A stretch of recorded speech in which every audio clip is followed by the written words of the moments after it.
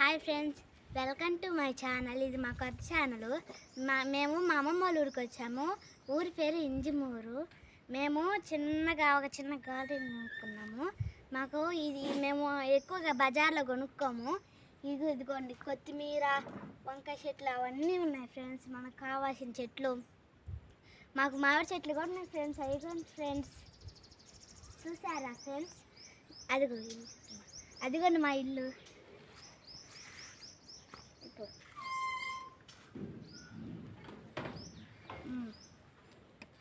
అదిగోండి ఎర్రగడ్డల చెట్లు.